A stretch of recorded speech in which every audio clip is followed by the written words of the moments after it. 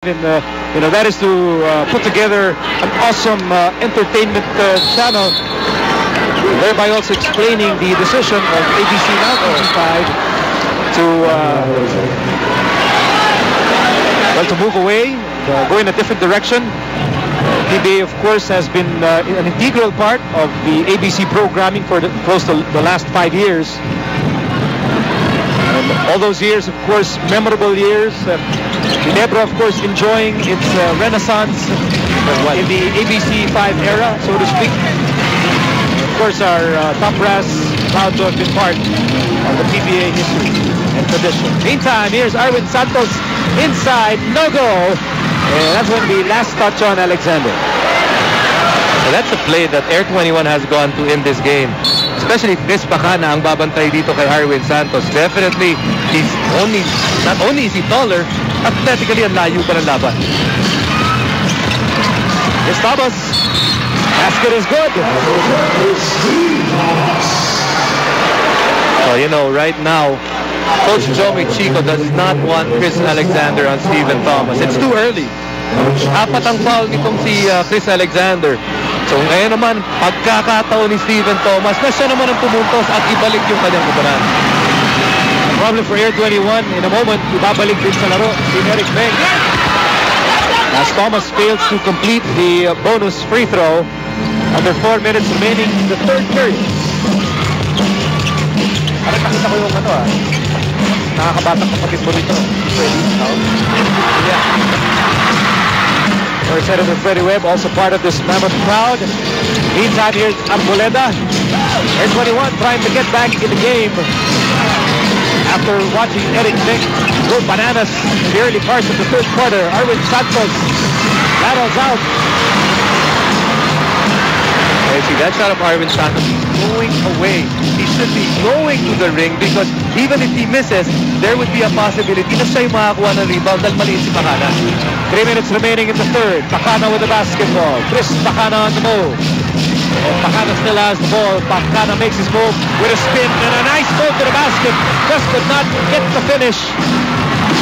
Here comes Arboleda. Arboleda with a spin. Arboleda all the way. Blocked by Joey Valenzuela. But Joey Calungkagin says there was contact.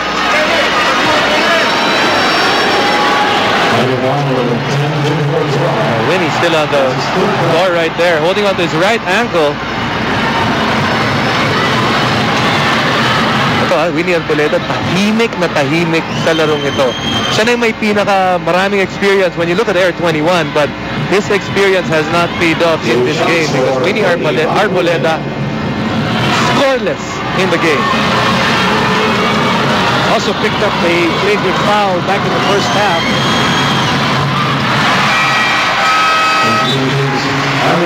Here comes Eric Meng, JJ Helperbrand, our MyPhone Dual Life player. Kita sa inyo ng MyPhone 2 SIMs, 1 phone. Basketball star, product endorser, and now cheerleader. The biggest cheerleader in Ginebra side. 2 misses. Air 21, that's 3 straight misses from the free throw line. Here's Pacana. Alexander. There's a foul. We saw somebody hit Alexander on the face. And what Barangay Ginebra has been doing well is that they have been able to attack the defense of Air 21. They have been able to get near the ring. And when you penetrate, good things happen. Nakita natin si Chris Pacana, pagkatapos siya mag-penetrate, drop off para kay Chris Alexander. And Chris Alexander gets the free throw.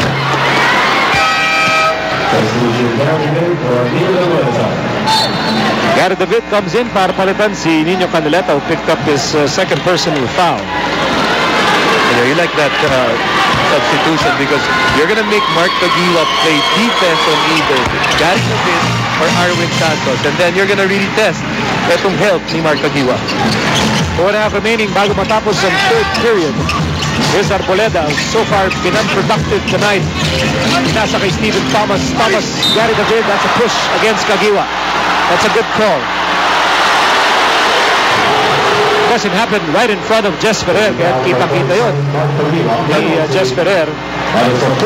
He got that call because he lost Gary David. He thought Gary David was going to go to the opposite way. Pagbalik niya, nakatalo na si Gary David, and Gary David got undercut a little. Referee forced to call that foul. Anyway, penalty na ang Ginebra with 2:23 remaining in the third quarter. Air 21 with a foul to give. See a glimpse of the Ube Republic inside the big dome.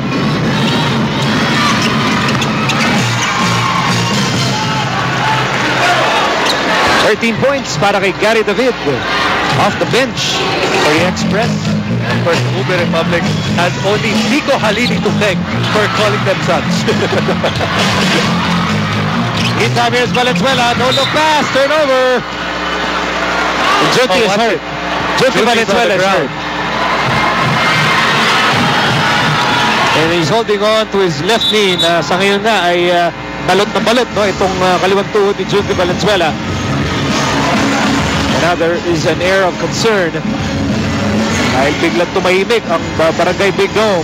Well, I just saw Alan Kaidik putting on his Barangay Ginebra uniform.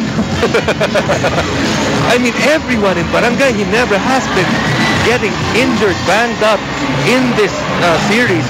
You talk about the color violet and black and blue. Ito ng Barangay Ginebra, sa dami ng na-injure sa kanila. Time out muna tayo. 2:10 remaining. 7-point lead for Ginebra. Back inside the Big Dome for more Game 7 action between Ginebra and Air 21. Before we went on a break, you all saw Junti Valenzuela get hurt. We're trying to get the latest on Junti Valenzuela's condition for the moment. Lamang po ang Ginebra, 67-60. Question is for how long? And of course, the VIPs in attendance in this part of this all-star crowd inside the Big Dome.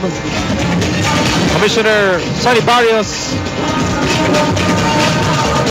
really elated at the turnout with close to 23,000 inside. Mayor Recom Echeverri, our friends from Caloocan, kasama si Vice Mayor Russell Ramirez.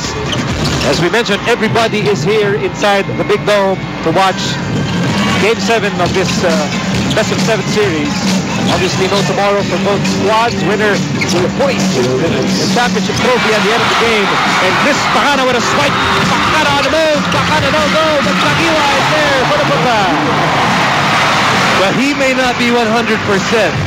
Pero ang puso, hindi nasasaktan yun. Nakikita natin pag tumakbo, iika-ika. But you can see the desire of Mark Tagiwa. And he gets 2 points. Here's Thomas. Lost the ball. Recovered by Alexander for Ginebra. 9-point lead for Ginebra. You know, this is a banged-up squad.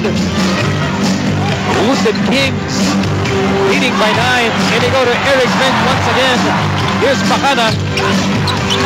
Pakana on the move. Pakana showing a lot of confidence. Here's Alexander.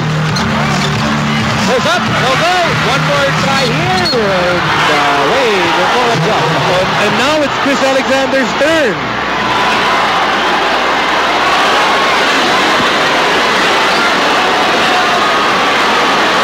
Oh my God. Oh, Ginebra, hindi mo na alam kung anong gagawin mo. Like bowling pins falling one by one.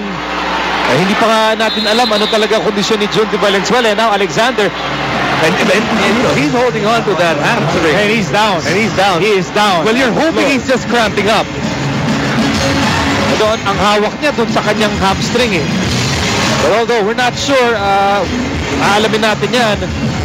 But they're stretching it like he has a cramp right there.